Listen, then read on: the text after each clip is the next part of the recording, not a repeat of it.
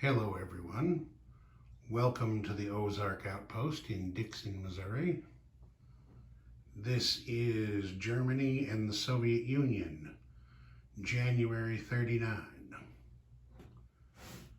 To start off the new calendar turn, we had our random event roll for Latin America, and that came up as an Allied coup for Venezuela. You can see there, Venezuela with all of its oil. He has now had a oil well knocked over in Brazil. Venezuela with all of its oil is now pro-Allied rather than neutral. Then we move on to Germany. Germany missed all 5 of its tech rolls very miserably. Hitler picked up the phone, Himmler answered the phone, and, well, when it was over with, there wasn't any question about who's in charge in Berlin and who expects what. Things got worse when Germany Germany didn't roll for any spy rings because they already have spies everywhere they possibly can. I'll just kind of show you around here. London and Paris and Washington. They missed on their counter-espionage roll. So, as I said, Hitler is very, very much less than pleased with the way things are being handled. For their build, the Germans went with 6 mechanized infantry, and they saved 1 mark.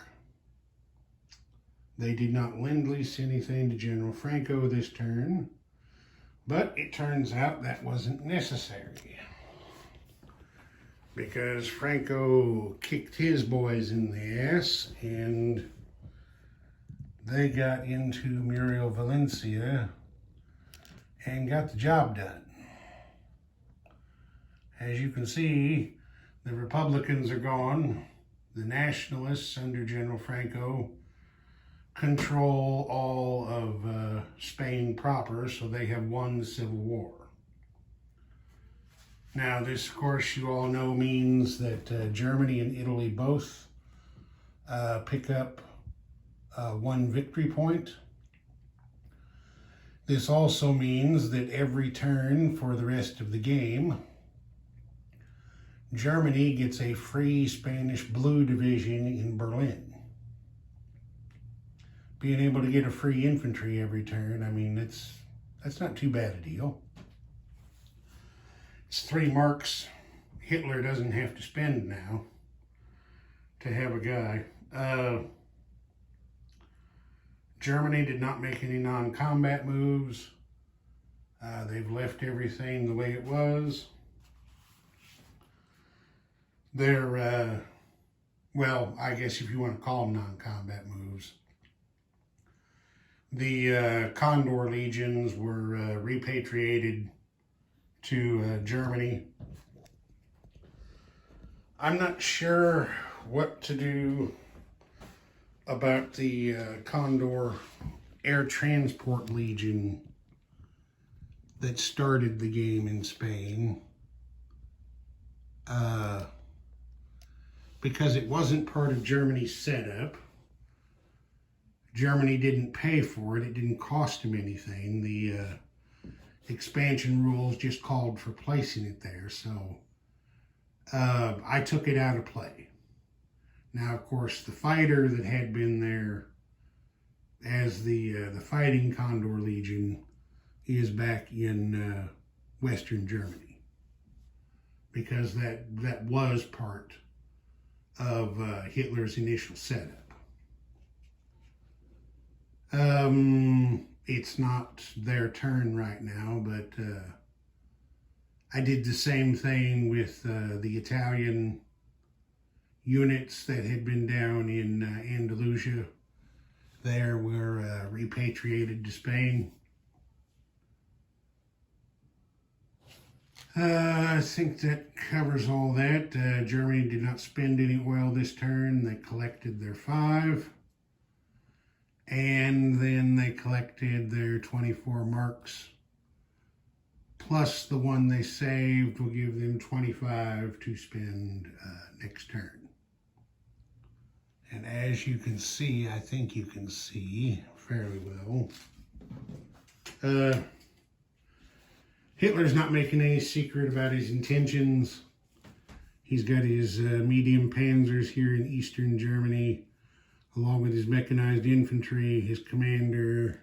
He's got some fighters in a Stuka here. I mean, it's pretty obvious he's going to attack east because he has really almost nothing over here in the south and west. But we'll leave that for another turn. All right, now on to the Soviets. The Soviets did a little better with their rolling. And we can see some Soviet stuff there.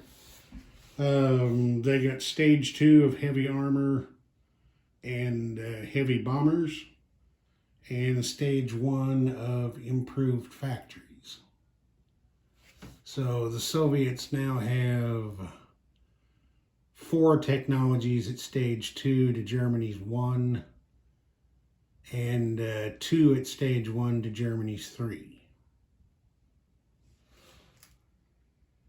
All right, the Soviets, like Germany, didn't make any spy ring rolls because they already have spies everywhere they're allowed to have them. Their counter-espionage roll missed. For their build, they went with 2 infantry and a militia again. They still are only collecting 8 rubles a turn, so you can't do a hell of a lot with that. The Chi-Coms, let's see. Well, the Chi-Coms apparently had 6 IPPs to spend because they bought an infantry and a cavalry. Let's see. No combat for the Soviets. They did have some non-combat moves. There were some infantry and cavalry in these areas here that, as you can see, are now up here in Karelia. Got 4 infantry there and 1 cavalry. The Chi-Coms didn't do any non-combat moves. They didn't do any attacks. They're just going to take kind of a wait-and-see approach. I mean, they don't really... They could try to attack KMT here in Hopei, I guess. But they have to be mindful of the Japanese here in Manchuria. Because now that the Japanese have conquered the Indies down there, everybody knows they're going to be looking for new places to invade. So the Chinese have to try to keep that in mind. Let's see. Chairman Mao hit his recruitment roll. He placed an infantry here in Suyan. He missed his influence roll. The Soviets didn't spend any oil and collected 4. The Soviets have 8 rubles in their bank, and the Chi-Coms have 5 IPP in theirs. All right, I think that covers it. Ozark Outpost, over and out.